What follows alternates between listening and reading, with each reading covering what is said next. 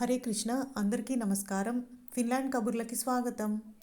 ఫిన్లాండ్లో tax విధానంని progressive tax అంటారు. సాధారణంగా భారతదేశంలో ఆదాయపు పన్ను ఎలా ఉంటుందంటే, ఒక పరిమితికి మించి ఆదాయం ఉన్నప్పుడు పన్ను పెరుగుతుంది. అది కేవలం పెరిగిన ఆదాయం మీద మాత్రమే ఉంటుంది.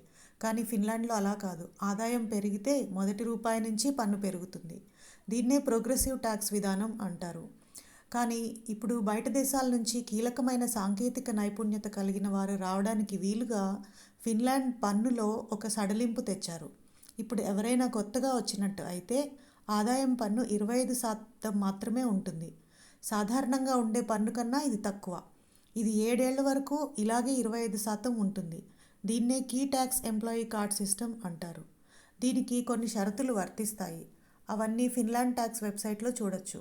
ఇది కేవలం కొత్తగా వచ్చే వారికి మాత్రమే సుమా. మీకు తెలిసిన వారు ఎవరైనా ఫిన్లాండ్ వెళ్తున్నట్టయితే వారికి ఈ కీ ట్యాక్స్ కార్డు గురించి తప్పకుండా చెప్పండి.